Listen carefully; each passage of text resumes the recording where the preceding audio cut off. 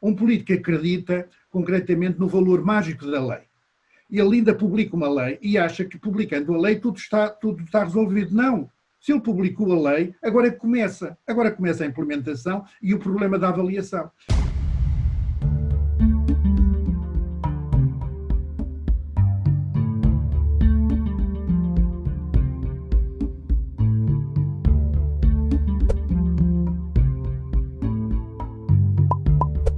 Reforma administrativa. Esse é um tema que foi relativamente controverso até poucos anos atrás, mas que se consolida cada vez mais em diferentes setores políticos.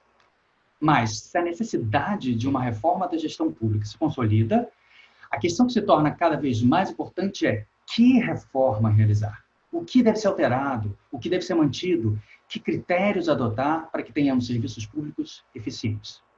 Uma boa forma de se decidir o que fazer e o que não se deve fazer pode ser estudar casos de sucesso. E uma das reformas recentes mais bem-sucedidas ocorreu em Portugal.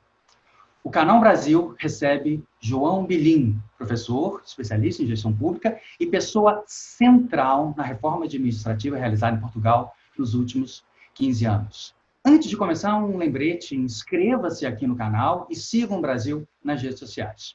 João, se havia alguma dúvida em relação à importância do serviço público no mundo contemporâneo, a crise provocada pela pandemia, essa terrível doença, a Covid-19, dissolveu essa dúvida. A ideia que se convencionou chamar de Estado mínimo aparentemente perdeu a força. Mas reconhecer a importância do Estado não significa aceitar um Estado inchado, incompetente, como chamamos aqui no Brasil, aparelhado com integrantes do grupo político que, porventura, esteja momentaneamente no poder. João, como tornar o Estado mais eficiente? Em primeiro lugar, quero confessar que foi muito generoso na apresentação que fiz da minha pessoa. Portanto, eu fico lisonjeado, mas eu diria assim, foi excessivo. Eu não mereço tanto, nem sou, se assim se pode dizer aqui em Portugal, se o centro da reforma, ou melhor, poderei ter sido o centro da reforma. O problema é que, como dizia Maquiavel, nas reformas, quando ele se referia ao príncipe de Florença, dizia assim, os reformadores vão ter sempre como inimigos aqueles que são perdedores no processo de reforma. E os que são ganhadores dar-lhe um apoio muito medíocre. Ou seja, portanto, eu antes de iniciar estas reformas a pedido do governo, eu diria que tive uma boa formação política. E na boa formação política, o Maquiavel não podia estar ausente. E, portanto, este pensamento do Maquiavel teve, de facto, muito a ver com isto. Ora bem, para a questão que me coloca, eu diria assim, Estado mínimo, Estado máximo ou de right size, ou o Estado com a dimensão exata. A esquerda, portanto, sempre foi por um Estado máximo. E eu diria assim, os países comunistas, hoje, como por exemplo na Coreia do Norte ou na China, enfim, na China já com uma pequena diferença, mas na Coreia do Norte ou mesmo em Cuba, eu diria assim, o Estado é todo poderoso. Eu diria assim, nos Estados mais liberais, portanto, vão para os Estados mínimos.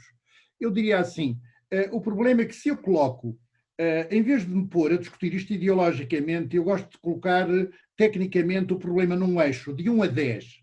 Se eu puser o Estado máximo no 10, o Estado mínimo no 1, eu diria assim, para eu encontrar a dimensão exata precisa que um Estado deve ter em cada cultura, portanto, em cada povo, vai variar ao longo deste eixo. Portanto, eu nunca posso dizer que eu estou a falar de extremos. Ora, os extremos, como se falava até já concretamente, sobretudo nos gregos, mas na expressão latina, in medio stat virtus, a virtude é sempre alguma coisa que está entre os opostos.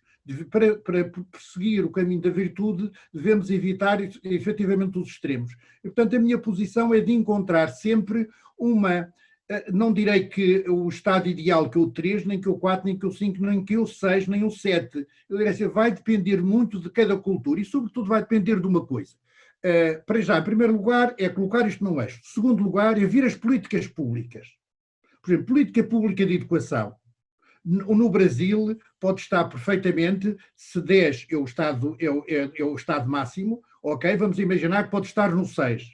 mas se calhar a área concretamente da saúde pode estar, por exemplo, no 5, etc, etc. E, portanto, eu tenho de ver sempre, de acordo com as várias políticas públicas e as missões do Estado, missões e funções do Estado, quais são aquelas em que eu posso mexer e depois o somatório destas diversas funções é que me vai dar a determinada posição no eixo. Isto é que eu chamo de ter uma posição técnica sobre o assunto e não uma posição política. A posição política é confuciana. És por mim ou és contra mim? És por um Estado máximo, por um Estado mínimo, ou mesmo, eu diria assim, não deixa de ser uma posição ideológica, dizer assim, eu sou por um Estado central. Não sei se continua a ser uma posição ideológica.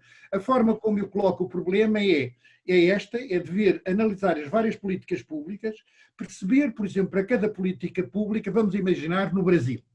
O ideal era concretamente que o sistema de saúde no Brasil tivesse no ponto 6 ou 7, tivesse no ponto 6. Vamos imaginar que seria interessante o ponto 6 e que neste momento está no ponto 4.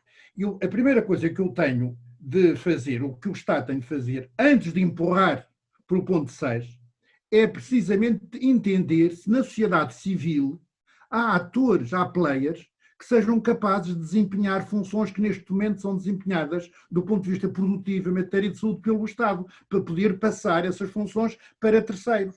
É que não vale a pena passar para terceiros se efetivamente na sociedade civil não há quem as aceite. Não sei se estou a fazer entender, mas mesmo não havendo quem as aceite nesse momento, isto não significa que o Estado se pode abdicar do dever que tem de formar concretamente na sociedade civil players para mais tarde eventualmente virem a desempenhar estas funções que neste momento estão a ser ou não desempenhadas na totalidade pelo Estado. Ou seja, eu diria assim, o Estado só deve ser produtor. Um Estado, fundamentalmente, tendo em conta os novos princípios de governance, tem de ser um Estado regulador.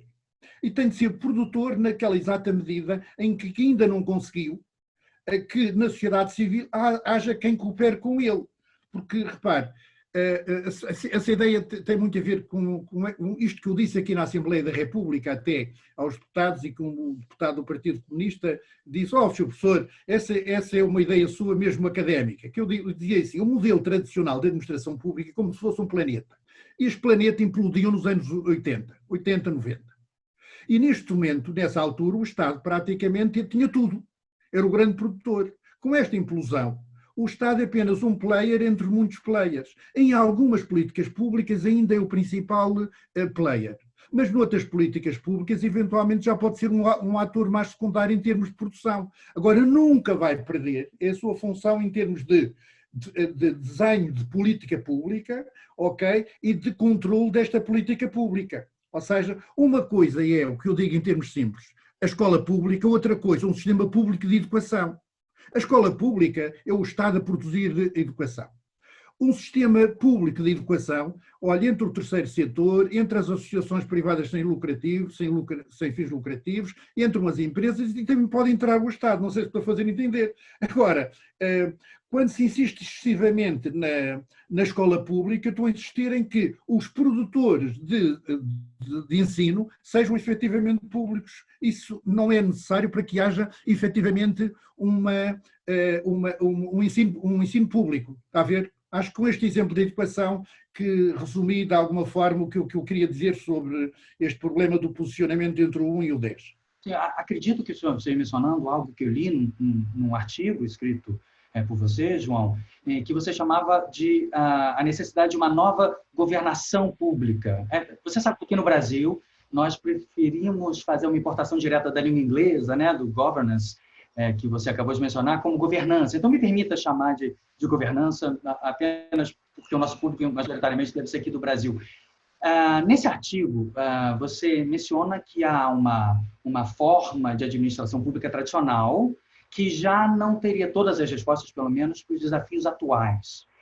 Em linhas gerais, acho que você já começava a tocar nesse ponto, João. O que seria, talvez, 1 ou 2 exemplos para que nós entendêssemos esse modelo tradicional de administração pública e como seria essa nova forma de governança pública? Muito bem, obrigado pela questão. Eu resumo um modelo tradicional. Durante, eu diria assim, centenas de ações de formação que eu dei para todos os dirigentes da administração pública portuguesa entre 2004 e 2012, este é o exemplo que eu sempre lhes dava.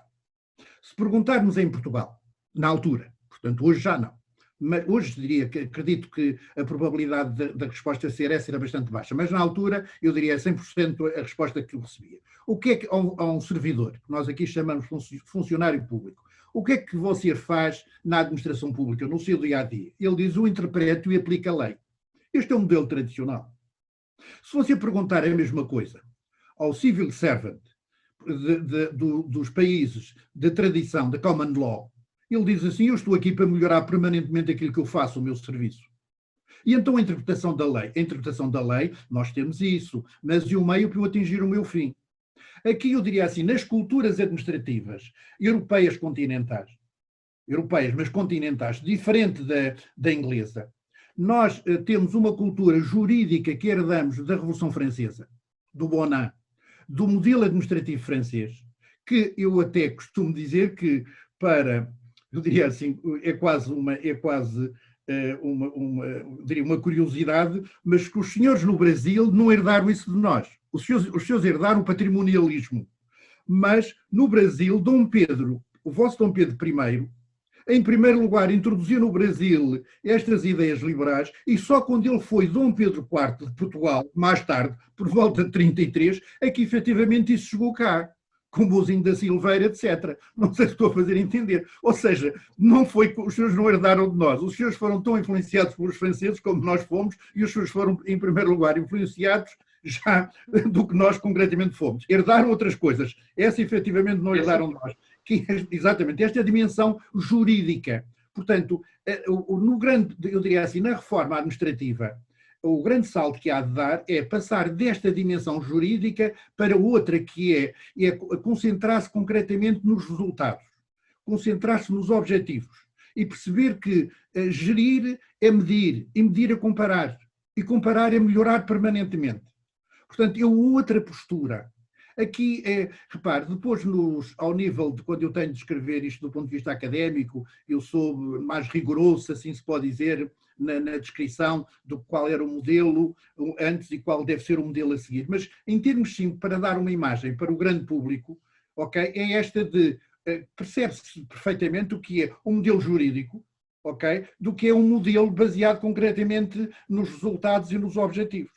Ora, agora, o grande problema é que nós tivemos já 200 anos, não é verdade? Quase 200 anos. Estamos mesmo a fazer 200 anos. Nós em Portugal faltam 13 anos para os 200 anos. Ok? E vocês no Brasil, portanto, foi praticamente com a independência com o Dom Pedro. Portanto, já estão mesmo a fazer os 200 anos de tradição jurídica. Ora, não é da noite para o dia que se muda concretamente as normas, valores e crenças que estão subjacentes a estes comportamentos. Os comportamentos estão sempre assentes em, eu diria assim, pressupostos básicos, portanto, crenças básicas, normas e valores e crenças, maneiras de fazer as coisas que, por outro lado, se apoiam nestes valores e crenças e, portanto, eu para mudar, se assim se pode dizer, é como se fosse o iceberg. Eu não vou concretamente, eu posso mudar a parte que está imersa, está por cima da água, mas a parte que está por cima da água está condicionada e determinada pelo que está debaixo da água. E eu, para mudar o que estou por cima, eu tenho de ir lá abaixo. Ou seja, eu tenho de ir efetivamente aos valores. E então aqui não se trata de uma simples mudança administrativa superficial, ao nível do que se vê, está a ver, ao nível do artefacto, é preciso ir efetivamente atingir os valores e, para tanto, há que entender que valores é que suportam o modelo tradicional para os substituir por outros valores e gerir fundamentalmente esse processo de mudança. Isto é outro erro que os políticos, eu também aqui em Portugal tive muita dificuldade. Um político acredita concretamente no valor mágico da lei. Ele ainda publica uma lei e acha que publicando a lei tudo está resolvido. Não. Se ele publicou a lei, agora começa a implementação e o problema da avaliação. Mas isto é muito difícil convencer um político. Porquê? Porque o político cobra, do ponto de vista eleitoral, no momento em que anuncia e no momento em que publica.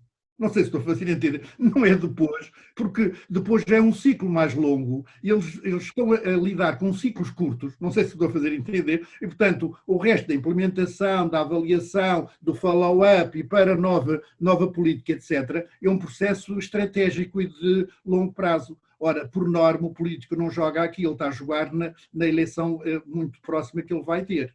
Está a ver? Uma das...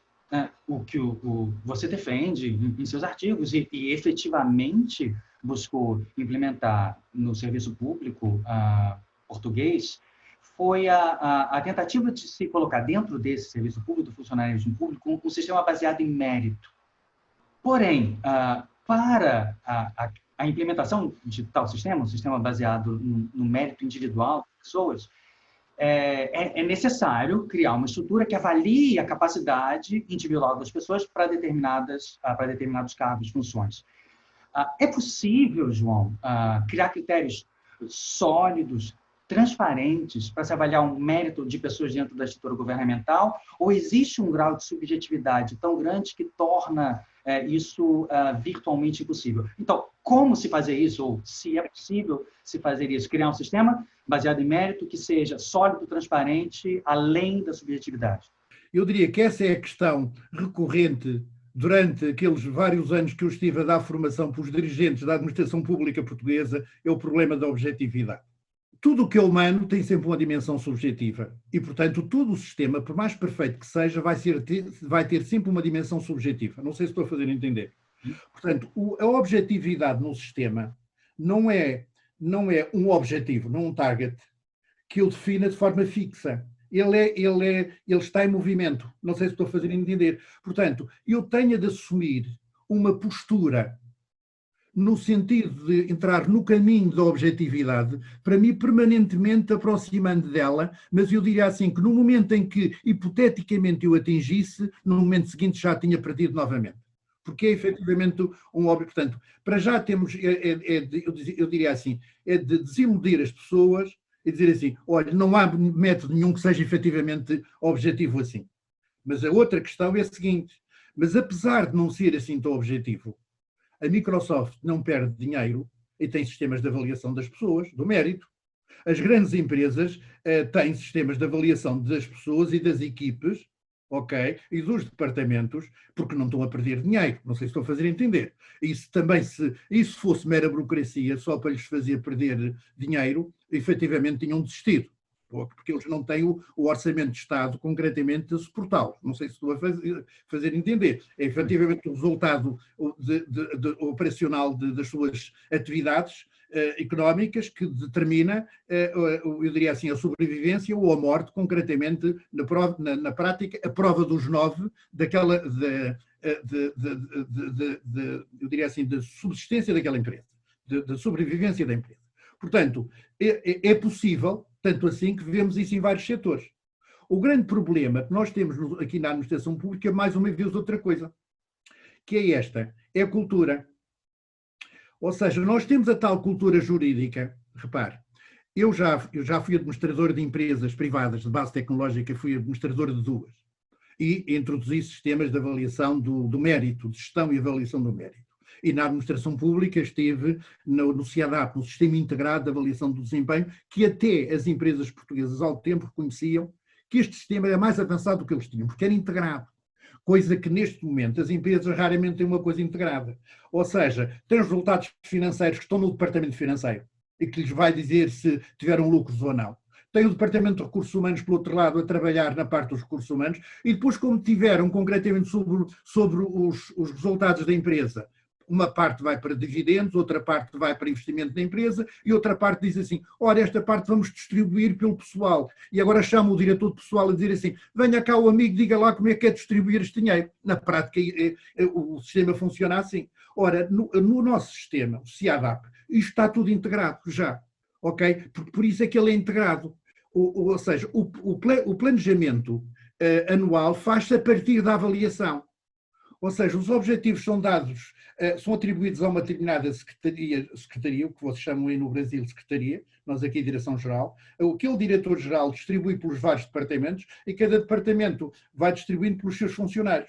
Ou seja, avalia-se ao mesmo tempo o funcionário e avalia-se o servidor e avalia-se concretamente o departamento. E avaliando os vários departamentos, isto agrega concretamente naquela secretaria. E nas várias secretarias, anualmente, há um prémio que é atribuído àquela secretaria que teve um melhor comportamento. mais contribuiu para os objetivos do Ministério. Não sei se estou a fazer entender. Há um prémio, etc, etc, nomeadamente o dirigente tem direito a que a sua renovação de serviço, portanto, o mandato seja feito automaticamente, etc. Portanto, há efetivamente até formas de valorizar isso. Portanto, eu diria assim, apesar de tudo, não posso esquecer que isto não são tudo rosas. Há esta tendência, nós em Portugal ainda temos um problema, nós não ultrapassamos este problema. Ou seja, nós temos um sistema que é bom, que é bastante interessante, precisa de ser melhorado, mas o CIADAP já é um bom sistema. O problema é que há uma tendência enorme para transformar o sistema numa liturgia e as avaliações num ritual, e depois cumpre-se a liturgia, o ritual, mas aquilo que o objetivo era um objetivo como um instrumento de gestão para a melhoria contínua, isso perde-se. E só se cumpre o ritual e a liturgia. Este é que é o grande, eu diria assim, este é que é o grande cancro da administração pública. É que, como eu dizia, enquanto no administrador de uma empresa privada, eu pude concretamente fazer disto um instrumento de gestão, está a ver? E era um instrumento de gestão, na administração pública temos muitas dificuldades. Ok? Por razões de ordem cultural, razões porque, assim, aqui é muito, no setor público, olha-se muito uns para os outros, o outro não faz, porque eu vou fazer, pronto, depois, se calhar, se eu fizer, lá vai estar alguém por cima que me vai dar um recado a dizer, epá, não faça isso, porque esse indivíduo do meu partido não é tanto do meu partido, não sei se estou a fazer entender. Portanto, os critérios de gestão não são tão claros, eu diria assim, os valores não são tão evidentes como aqueles que presidem, que é o valor da eficiência, ok, e da eficácia que preside concretamente a administração privada. Portanto, eu diria assim, isto não significa que devamos desistir de introduzir sistemas que cada vez mais caminham no sentido da objetividade e cada vez mais sejam instrumentos interessantes e práticos e úteis do ponto de vista da gestão das pessoas. Porém, não podemos ignorar o contexto em que isto opera. Mais importante, mais uma vez, do que uma nova lei sobre, como nós temos aqui, a Lei 68, a lei sobre o CIADAP, o Sistema Integrado de Avaliação e Gestão do Desempenho, eu diria assim, hoje, se eu tivesse de recomendar ao Governo alguma coisa, façam bem a gestão do processo. Não alterem nada. Olha, eu não concordo sequer. Eu estive na base dessa lei. Essa lei depois teve, infelizmente, só essa lei dava concretamente para termos um programa. Não sei se estou a fazer entender. Porque João, possamos fazer o seguinte, porque não há muitas pessoas aqui no Brasil, claro que os especialistas, sim, Portugal é citado como caso de sucesso, mas acredito que muitos dos nossos amigos que nos veem agora, talvez não tenham conhecimento de como se deu esse processo. Talvez a gente possa dar um passo atrás, e você como uma peça-chave nesse processo, como funcionou? Bom, o senhor, desculpe, o João, você, me pediu que me referisse assim a você, você participou diretamente dessa reforma que aconteceu em Portugal. Participei. Você dirigiu, para que eu não erre o nome, o Programa de Reestruturação da Administração Central de Estado, o PRACE, e que se não me engano, foi iniciado por volta de 2005, e foi o presidente da Comissão de... 2005, o PRACE. E foi o presidente da comissão, o primeiro presidente, se não me engano, da Comissão de Recrutamento e Seleção para a Administração Pública, a CRESAP, em Portugal. Como se deu esse processo do PRACE, depois como a comissão criou esses critérios para essa reforma da administração pública em Portugal? É muita coisa, eu sei, mas em linhas gerais, como se deu o processo da reforma administrativa em Portugal? Muito bem. Eu diria assim, em primeiro lugar, o CIADAP é de 2008, consequentemente foi antes da CRESAP. A CRESAP é criada em 2011 e é criada já por um governo que não é um governo do Partido Socialista, é um governo do centro-direita, enquanto o PRACE e o FILO, concretamente com o governo do centro-esquerda. Está a ver? Era só o Partido Socialista, que era maioritário, não estava o Partido Comunista nem o Bloco de Esquerda, era o Partido Socialista que estava concretamente no poder. Ora, muito bem, eu diria assim, vou falar no CIADAP, portanto, no Sistema de Avaliação do Desempenho, e depois, logo a seguir, um pouco na CRESAP. Eu diria assim, primeira coisa, foi elaborado um relatório sobre o CIADAP. Quando aquele relatório, depois, no Ministério, com o doutor João Figueiredo, que tinha sido meu aluno de mestrado e que era o político que geria este processo. Quando depois se dá concretamente a tradução de um relatório técnico num documento jurídico, já há muita coisa adulterada. Você já olha para aquele diploma e já não reconhece uma série de coisas. Ok? E você luta para voltar a... Isto foi o processo de luta, porque não era isto que eu queria, eu queria aquilo, e depois discussões, etc, etc. Depois, eu, por exemplo, nunca concordei com a parte da forma como os aspectos de pormenor da Lei 68, eu diria assim, chega a ter muito detalhe, que até, eu diria assim, do ponto de vista jurídico, uma lei deve ser geral e universal, não deve ter aquele detalhe. Mas por uma questão de interesse específico do governo naquele momento, que é específico, meter os detalhes lá todos, não sei se estou a fazer entender, meter os detalhes todos. Ora, a partir do momento em que meteram detalhes numa lei, para voltar a alterar uma lei, uma dificuldade tem de ser o Poder Legislativo, não sei se estou a fazer entender. Portanto, qual era a minha ideia? Os princípios gerais estavam na lei, mas depois os detalhes vinham por um diploma menor, uma portaria, e deviam ser adaptados concretamente a cada Ministério. Ora, a partir do momento em que os detalhes estão concretamente na lei, todos são avaliados pelos mesmos critérios, não sei se estou a fazer entender. Ora, não há nada de mais injusto do que avaliar o que é diferente de uma forma igual. Estão a ver? Portanto, ou seja, logo de início há este problema, este gap, este diferencial entre o que estava no relatório e o que efetivamente é traduzido na lei. Depois, o Governo aprova esse diploma. O diploma vai para a Assembleia da República. A Assembleia da República, os deputados do Partido Socialista, que estavam no final do mandato e a haver eleições, meteram na parte final,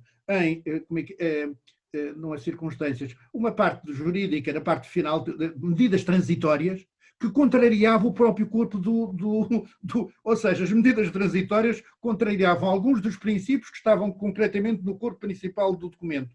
Ou seja, acabou por, quando no INA, numa ação de formação que eu tive a dar para os formadores do INA, exatamente sobre o processo de reforma, porque eu estava dentro dos processos todos de reforma que estavam a ocorrer. Alguém pergunta, mas como é que isto aconteceu? E eu digo assim, olha, não me olhem para mim, porque o relatório uma coisa não tem a ver com outra. E por acaso, uma das dirigentes do INA teve uma intervenção giríssima que diz assim, professor, não se preocupe, nós já percebemos que isto não é seu filho. Ou seja, eu nem precisei de me explicar mais, porque eu ia tentar explicar e dizer assim, é que depois há que ver uma coisa o relatório técnico, outra coisa como depois isto chega concretamente, como é aprovado, e outra coisa ainda como é implementado, atenção, e depois avaliado. Portanto, ou seja, o processo na administração pública é muito mais complexo do que numa empresa privada. Numa empresa privada eu assino uma ordem de serviço, no dia seguinte ela está concretamente a ser implementada, ok, sem problema nenhum, dando naturalmente algum treinamento aos formadores e algum treinamento ao pessoal em geral. Ora bem, a CRESAP foi um processo diferente. A CRESAP, o governo, já um governo do centro-direita, aprova no final, portanto, em dezembro de 2011, um diploma que é assim. Esse diploma visava o seguinte, o governo do Partido Socialista, em 1999, dito ainda de outra forma, até 1999, todos os dirigentes da administração pública portuguesa eram designados por escolha política.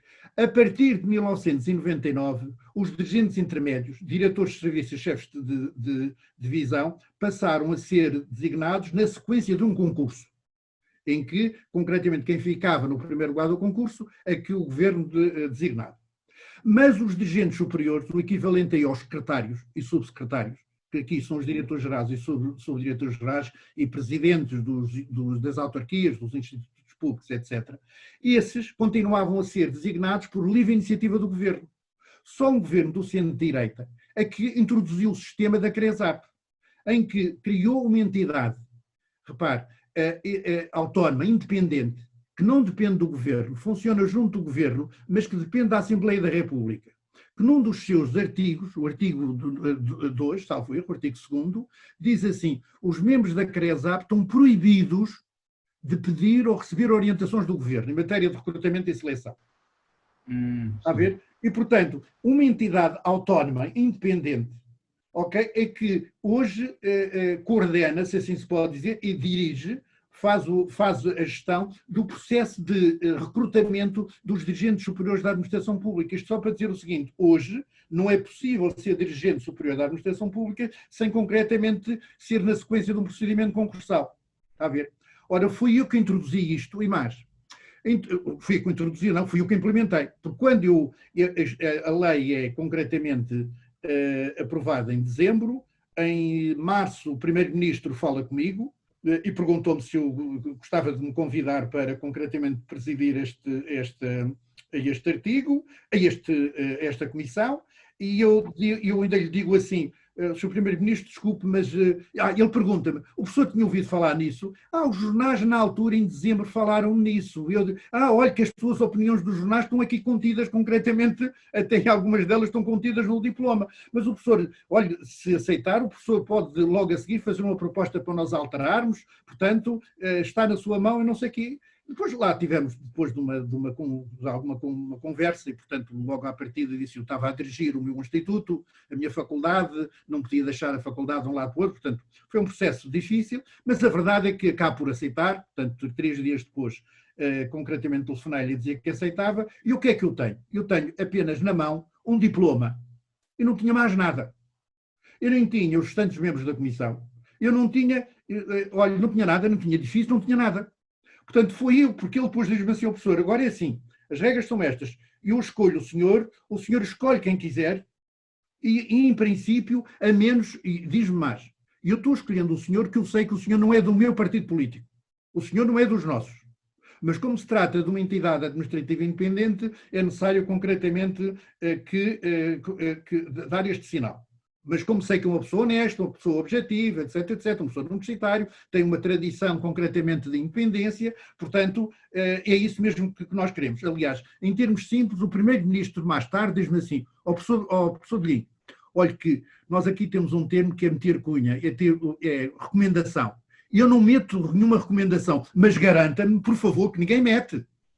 Senão também eu meto. Esta foi a orientação que o primeiro-ministro me deu. E eu não meto nenhuma recomendação, mas garanta-me, por favor, que ninguém mete. Ora, com isto, eu fiquei com uma autoridade moral muito grande para poder concretamente fazer aquela implementação. E, portanto, eu, na prática, como andava sempre a criticar os políticos que publicavam o diploma e nunca mais se preocupavam com a implementação, olha, agora caiu-me nas mãos, caiu-me no regaço, como se diz, a implementação do processo. E, portanto, olha, foi tudo criado por mim, pela minha equipe, ok, pequena, que funcionou com, olha, como na altura isto correspondia concretamente à intervenção da Troika, eu fui aos vários ministérios, fui aos armazéns, concretamente toda a mobília foi oferecida dos vários ministérios. Não quis que se gastasse um único tostão. Ok? Não se gastou um cêntimo, não se gastou um euro, concretamente em absolutamente nada. Foi aproveitar o que existia, porque efetivamente Portugal estava numa situação difícil e eu tinha de dar o exemplo. Não sei se para fazer entender. Portanto, ou seja, na prática, esta ideia do exemplo, e sobretudo uma coisa que a comunicação social na altura andou muito em cima de mim e que eu disse logo: olha, eu tenho uma tradição, eu já fui responsável dos recursos humanos dos Correios de Portugal.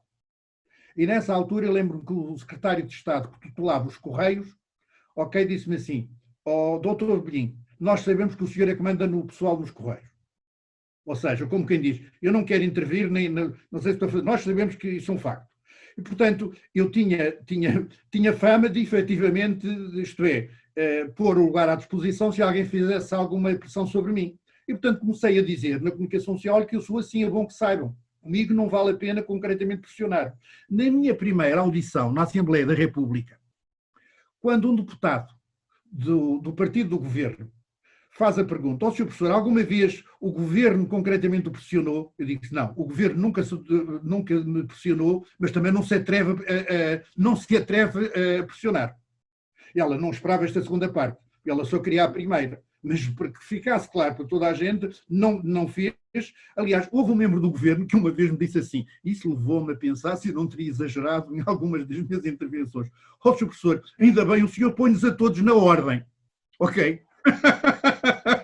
Então, o seu secretário de Estado, nem tanto, eu até fiquei um bocadinho assim alcançado com a observação do senhor. Mas isto é assim, e aqui está um ponto fulcral para o sucesso de qualquer reforma. É assim, é a pessoa e o sistema. Não vale a pena criar leis novas, sistemas novos, se as pessoas que estão, por exemplo, mesmo que aquele organismo tenha autonomia, independência nos termos da lei, que eu diria assim, que é o modelo do ponto de vista jurídico, em termos de independência, depende diretamente da Assembleia da República. Se eu soubesse que alguém tinha tido uma recomendação do governo, eu denunciava na Assembleia da República, etc. E disse-o várias vezes aos membros da CREASAP, que se eu souber eu vou denunciar, e toda a gente percebia que eu denunciava, ok? Portanto, também ninguém se atrevia. Mas repare, se quem está a exercer o poder também não tiver este estatuto e esta experiência, eu diria assim, toda uma experiência, toda uma história de vida de independência, a primeira coisa que vai chegar é dizer assim, bom, a lei diz que eu não posso pedir nem aceitar orientações do governo ao senhor governo, mas se calhar a primeira coisa que eu gostava é que me desse uma orientaçãozinha. Repare, se depois colocam naquele lugar uma pessoa cuja cultura foi uma cultura de sempre estar ao serviço do poder político e à espera da orientação do poder político, eu diria assim, é humano. Eu nem critico, é humano que isso aconteça.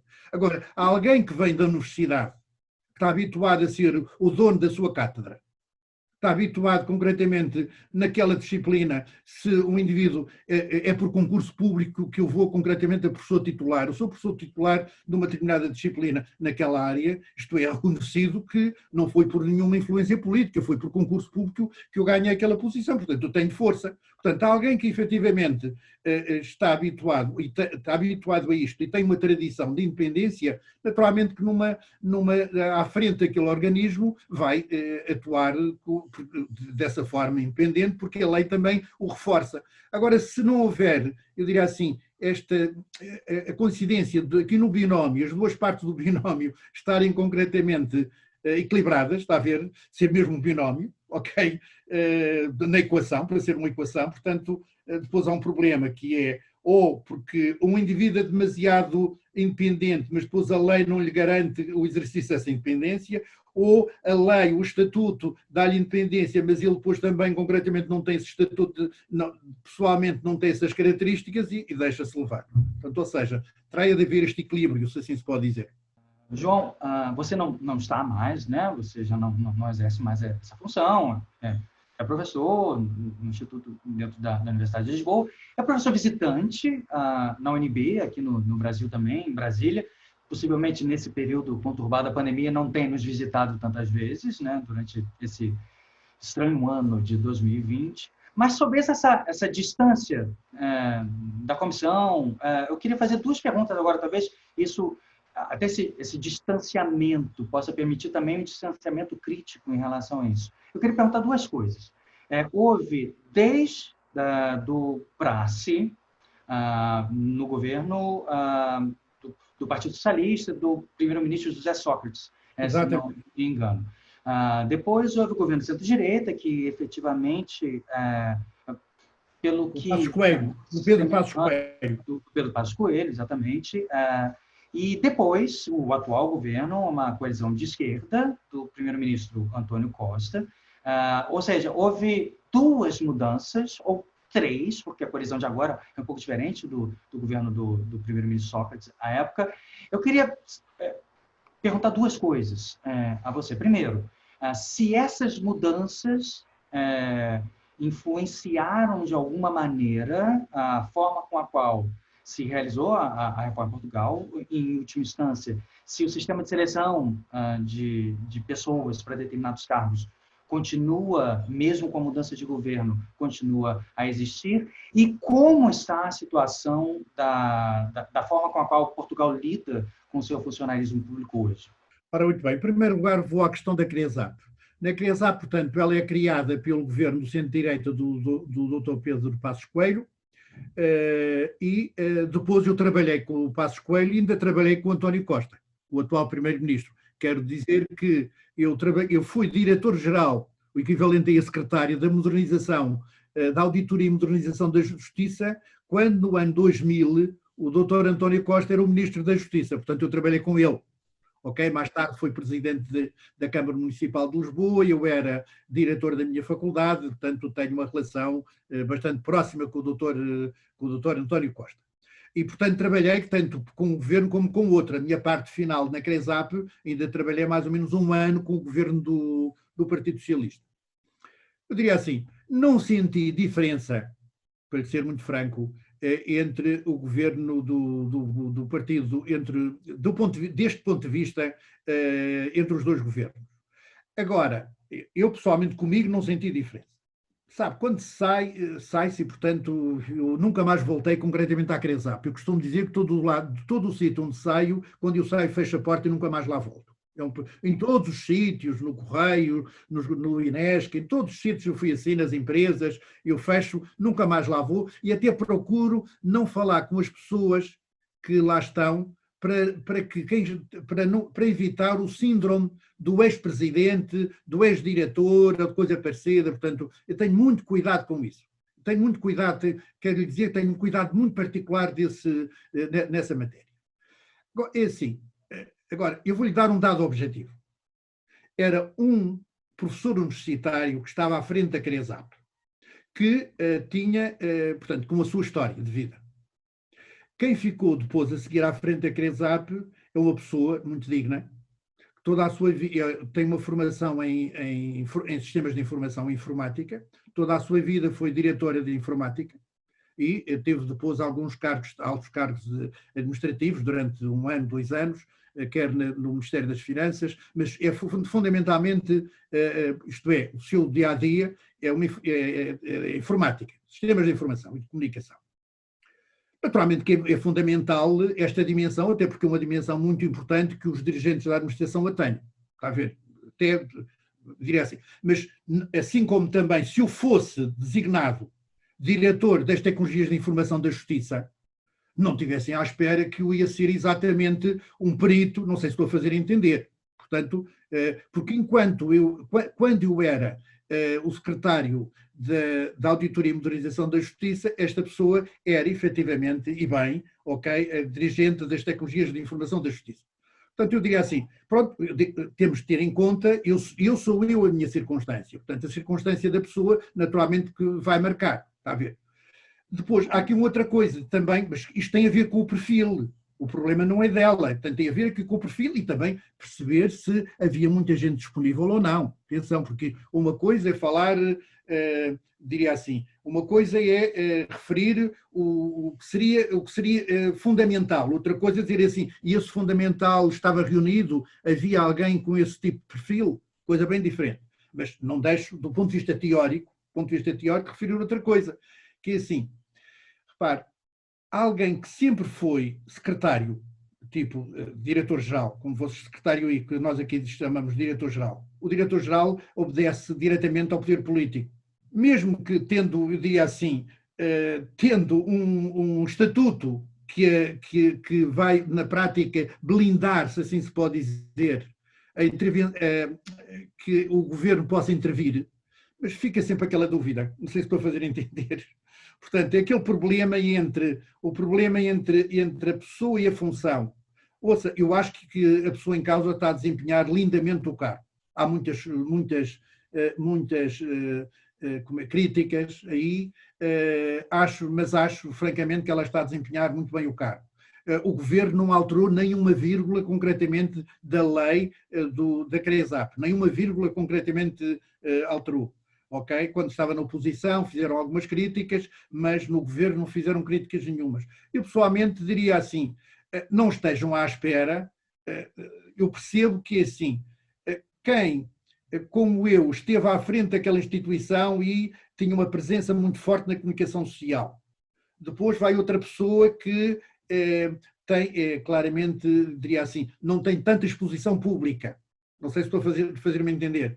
E, consequentemente, a comunicação social nota, as pessoas notam, mas isso não significa que o trabalho desta nova equipe não seja um trabalho tão digno quanto aquele que foi desempenhado por mim e pela minha equipe, antes pelo contrário. Portanto, não significa de maneira nenhuma, e eu pessoalmente acho que eles estão a fazer um bom trabalho e acho que este governo, aliás, foi o pedido que eu deixei na última intervenção na Assembleia da República, voltei para os deputados do Partido Socialista e dos seus deputados.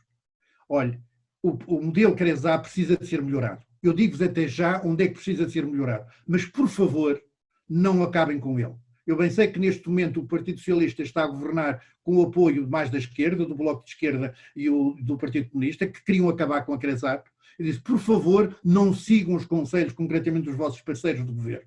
Foi a última intervenção que eu fiz na Assembleia da República que lancei isso. E acho que isso teve bom acolhimento, não só no Partido Socialista como no Sr. Primeiro-Ministro, que efetivamente não mexeu. Está a ver?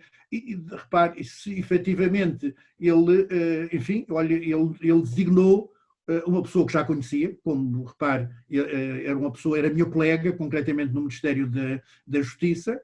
Agora, não queiram que eu, concretamente, que ela seja eu, nem também queiram que eu fosse ela, se fosse designado para as tecnologias da justiça. Não sei se estou a fazer entender. Portanto, aí, pessoas diferentes, com histórias diferentes, com backgrounds culturais diferentes, etc, etc. Portanto, é normal que as pessoas estranhem, mas eu, do ponto de vista, acho que a dignidade do trabalho, o rigor do trabalho, em nada perdeu, concretamente com a minha saída. Nós aqui do Brasil, quando você descreve essa continuidade, governos de matizes políticas distintas, mas mantém uma continuidade,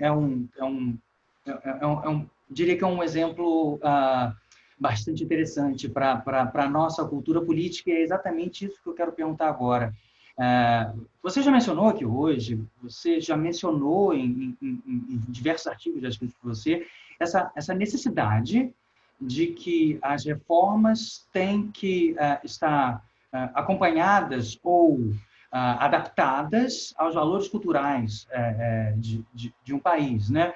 Se não me engano, num dos seus artigos, possivelmente mais de um, mas eu li em um deles, existe uma tendência internacional de determinados modelos gerais de reforma na administração pública, defendidos por entidades citadas por você, como a OCDE, o Fundo Monetário Internacional, o Banco Mundial, que muito frequentemente, quando tenta-se, de boa fé, inclusive, implementá-las em determinados estados, aquilo não funciona.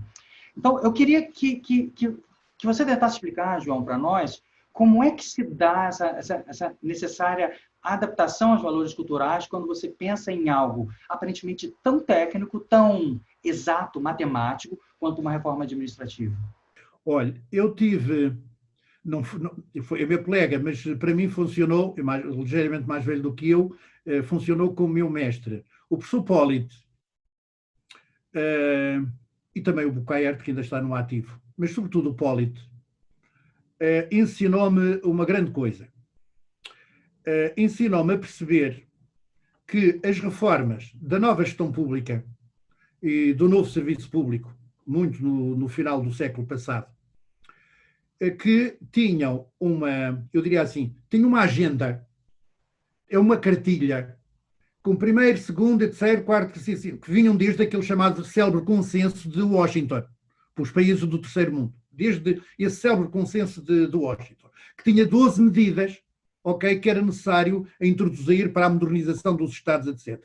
E vem daí, do consenso de Washington, que depois no meu livro, A Ciência da Administração, eu desenvolvo bem essa ideia, concretamente lá no livro. Se alguém quiser, o teu livro isto é testado na internet, gratuito, portanto podem usá-lo à vontade, porque não tenho qualquer interesse nisso, porque eu cedi os direitos de autor totais, não tenho absolutamente interesse. Falei nisto só como uma fonte de onde podem concretamente pesquisar.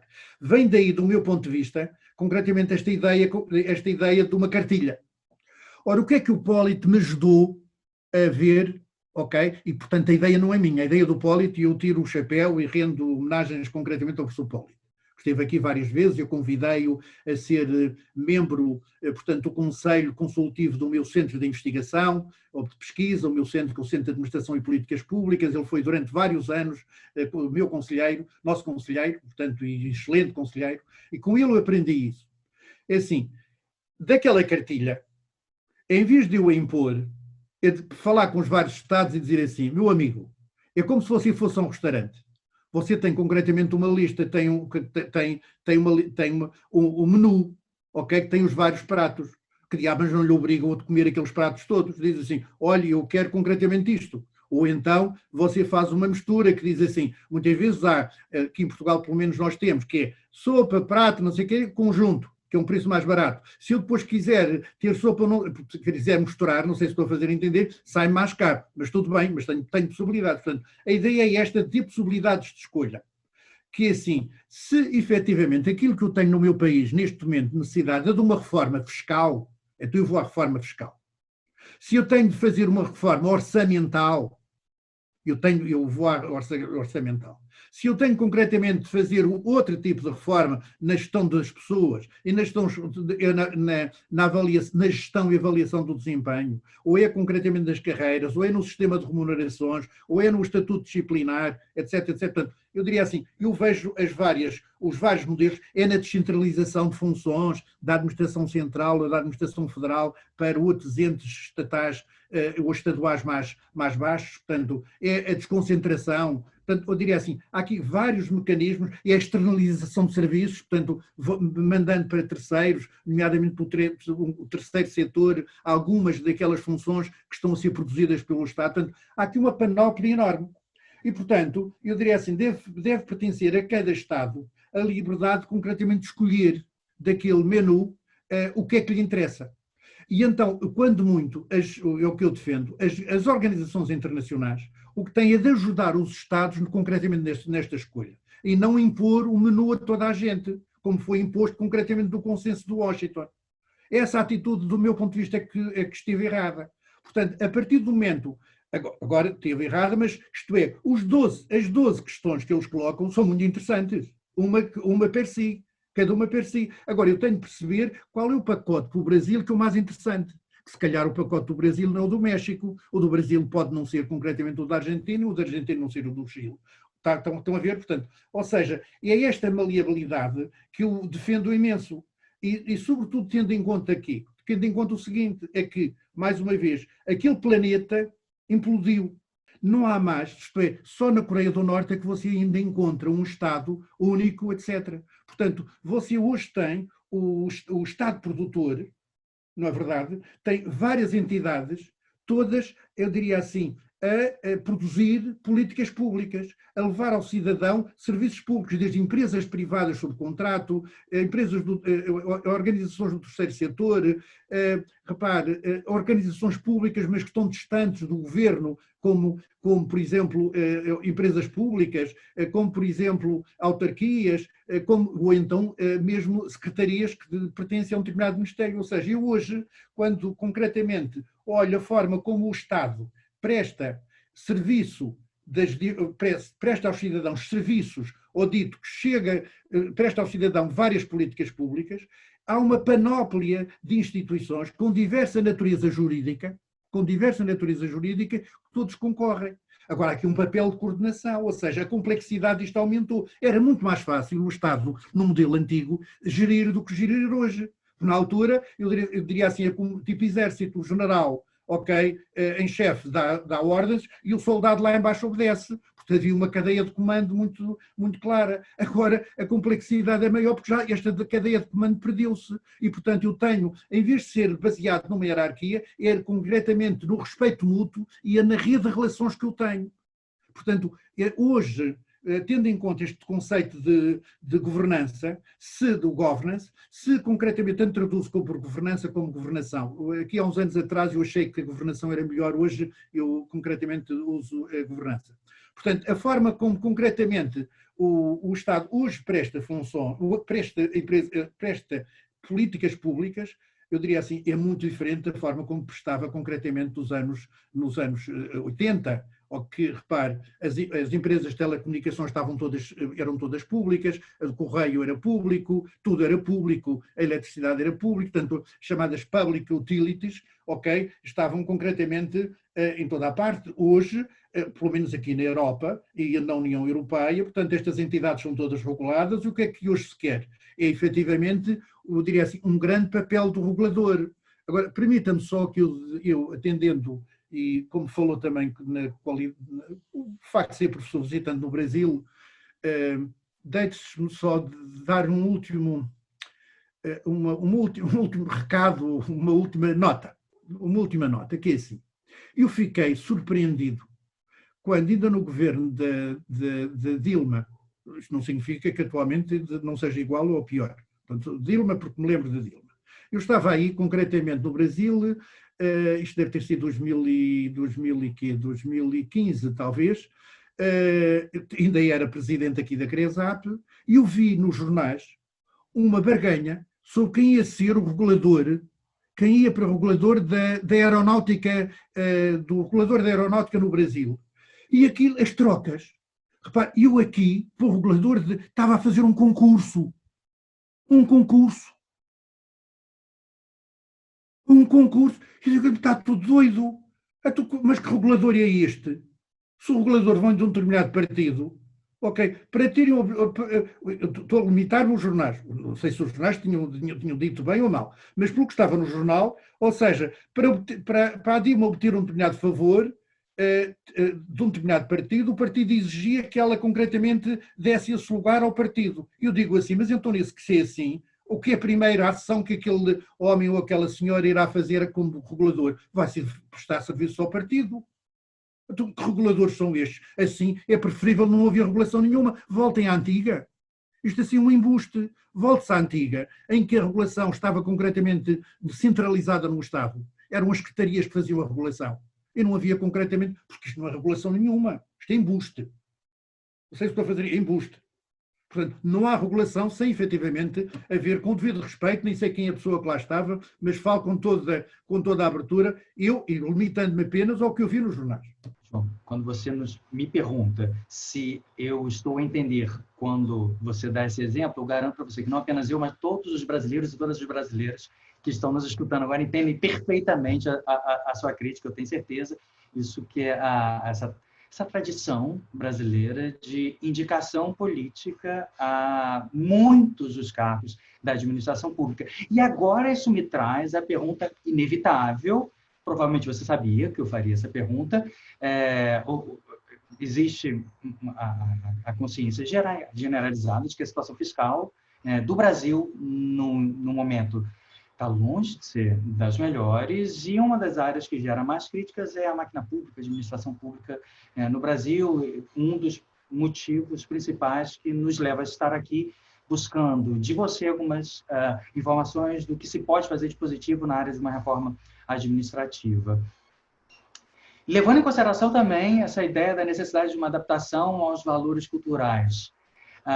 O que você pensa, João, que poderia ser um caminho para o início de uma reforma da governança pública aqui no Brasil, país do qual você tem grande conhecimento, inclusive academicamente falando?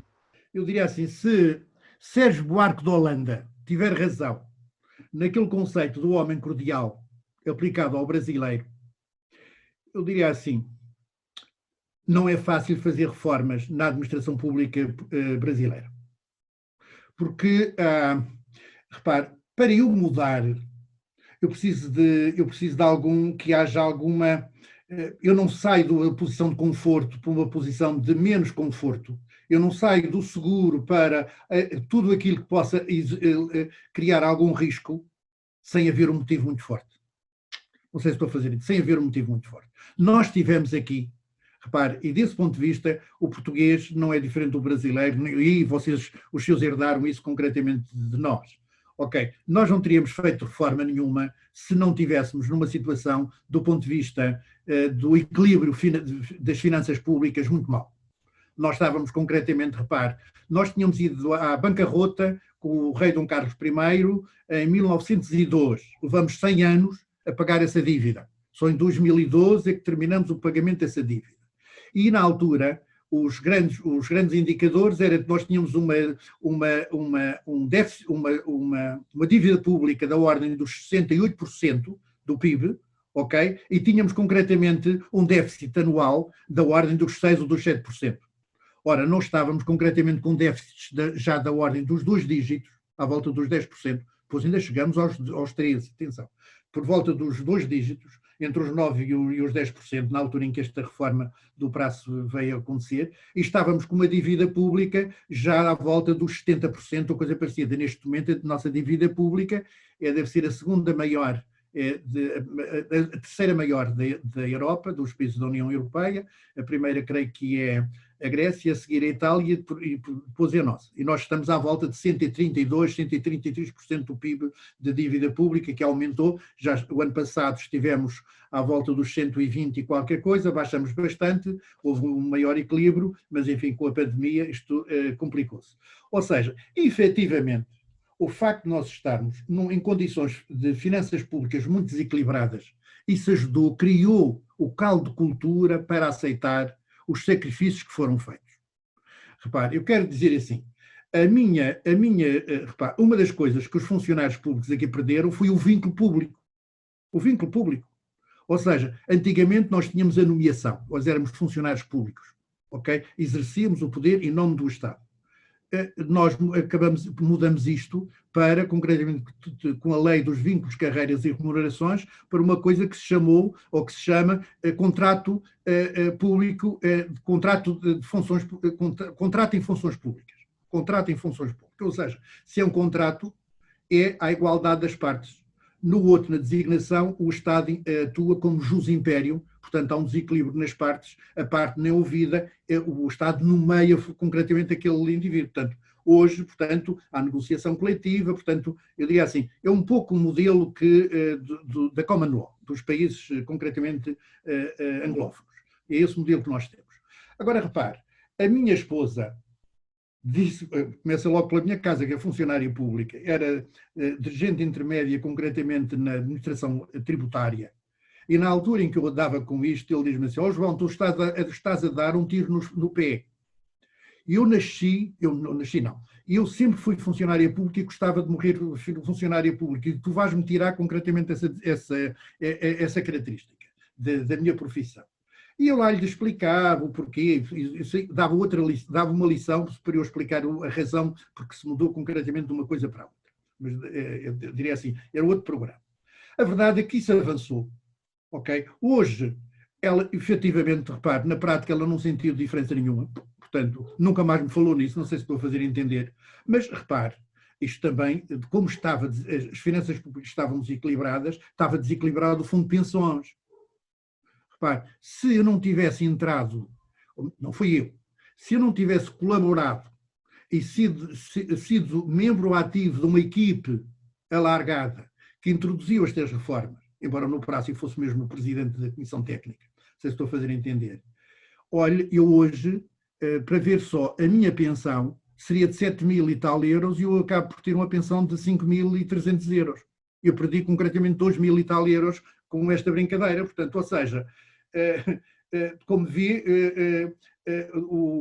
volto aqui novamente ao Maquiavel. O Maquiavel dizia assim, aquele que introduz as reformas terá por inimigos todos os que da velha ordem extraíam privilégios e terá por timos, como eu disse há pouco, defensores todos os que das vantagens da nova ordem poderiam usufruir. Ou seja, eu efetivamente fui o próprio e, portanto, eu dei o exemplo. Houve aqui uma pedagogia muito do exemplo, não sei se estou a fazer entender.